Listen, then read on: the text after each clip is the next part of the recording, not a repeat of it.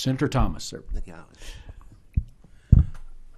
I have one question with three parts, Mr. Chair. May I ask that question? I think that's 3 questions, isn't it? Yes, you can. I'm sorry. Thank you, Mr. Chair.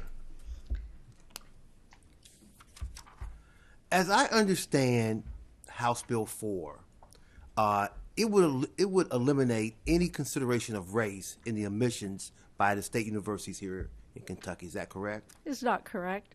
The bill specifically says that the universities cannot solicit or make decisions based on race. But as the Supreme Court stated in the opinion in the Harvard case, if admissions candidates submit essays that talk about their race, and those admissions applications show something about the person other than race that would make the university believe they would be a good candidate, that is constitutional. It is the solicitation of that information about race. It is the decision-making based on race that is precluded. I thought that was my question, because 1B in Section 2 says cannot take into consideration religion, race, sex, color, or national origin in student admissions. I mean, that's the wording in your proposed bill. Where are you reading, please? I'm on page 5, line 25 and 26. I'm just reading the words you have there. They may not discriminate in student admissions on the basis of those characteristics. That doesn't mean they can't consider the race and how the person has achieved because of that. It says the decision may not be made based on those. Race, sex, yes. religion. Thank you. Part B, that question, is that public universities are now precluded from using any scholarship criteria geared to students on the basis of race, sex, religion as well. I'm reading now on top of page 6, C1. For example, let me give you an example. University of Kentucky has had a scholarship for years called the William Parker Scholarship, geared to black students who want to go to UK. Under your bill, that would now be prohibited. Am I correct on that? The Supreme Court has not at this point specifically addressed scholarships, but again, and I'm telling you the basis of and what this inevitably means. That is, because the Supreme Court has not ruled directly on that, it is not a decided factor, except for several other reasons. It is believed that that is the ruling that will come soon. Number one, in the Harvard case, the Chief Justice did say that he believed discrimination must be, we must get rid of it altogether if we're to get rid of it at all. And then in another case that in the concurrent opinion in that case, in fact, Justice Gorsuch, in his concurring opinion, implied that racial discrimination under Title VI could apply to all of the programs at the institution. So what this does is it protects Kentucky from that liability and our students from the discrimination that we believe will be determined to be unconstitutional. Representative Dick, I don't believe you answered my question. I'm just reading the language. It says the institution shall not impose any scholarship criteria or scholarship eligibility restriction on or provide differential treatment or benefits to a scholarship applicant or recipient on the basis of an individual's religion, race, sex, color, national origin. I'm just reading the words you have there. And that is to be the law here.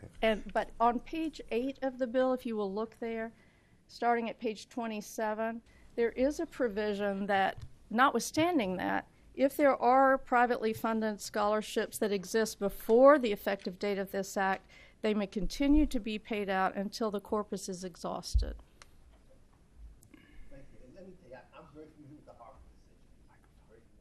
Microphone, Senator Neal. Senator Thomas. Yes. My final question, with regard to pamphlets, materials, written statements that would seek to encourage students to admit to apply to UK, geared to, say, black students or to women, would a university be allowed to do that? Because I noticed, once again, in just reading your proposed bill, that you accept statements where, or activities, programs, initiatives for military veterans, Pell Grant recipients, first-generation college students, low-income students, non-traditional students, transfer students from KCTCS, or the students with unique abilities. The university could still, as I read your letter, or read your bill, excuse me, seek to recruit those students and provide or expend monies to attract those students, but that would exclude, the way I read your bill, any activities designed to try to recruit black students or women or Hispanic students. They would seem to be excluded from that. Am I reading your bill correctly? The bill tracks the United States Constitution and the Civil Rights Act. So if state money is expended to prefer or promote admission for racial reasons, it would be prohibited under this bill, under the Constitution, under the Civil Rights Act.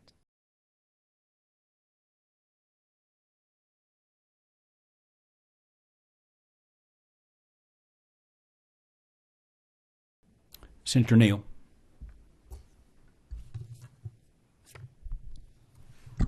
Thank you, Mr. Chairman. I just want to make sure I'm clear on this. You mentioned the Harvard case. I think in that same case, the Chief Justice indicated that race could be used along with other factors. It didn't say that they couldn't, and he didn't express an opinion that they shouldn't be. In fact, said the law is that race can be used along with other factors. I think if you have your attorney or someone with legal background look at that, you'll find that to be the case.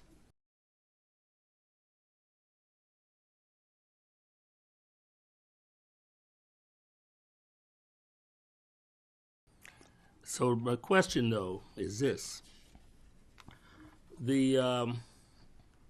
What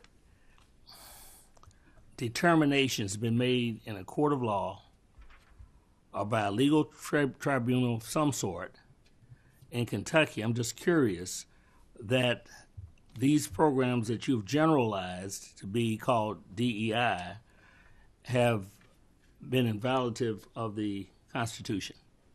If you could state those, I would like to have those. I'll restate it if you don't understand the question. I think you asked if there's been a court of law in Kentucky that has found any of this to be unconstitutional, and I don't know that the court in Kentucky would have jurisdiction over a constitutional claim. But what the United States, well, they could. You could sue in a Kentucky court for a constitution, but normally it would be in a federal case. But we don't want that to be found. We have the Harvard case that applies to the entire nation about such principles. We are only talking about initiatives that do these things, discriminate based on these characteristics. We're not talking about anything else on the campus. Our Attorney General has said that our performance-based funding was, in his opinion, unconstitutional because it did that. So we are applying the legal principles to Kentucky practices. Mr. Chairman, I have a series of questions. I really didn't get the first one fundamentally answered, and the response is not based upon law. There is no unconstitutionality that's been determined, and the Harvard case does not establish that, and it also applies to admissions and really doesn't apply to what this bill is trying to get to. But what I want to say is this, and I'm going to cut it short because I have another issue regarding House Bill 4, in that it severely restricts or could inadvertently restrict universities' ability to function effectively and fulfill their educational mission. And that's another piece that I think we need to deal with, and I will take that up when I present, Mr. Chairman.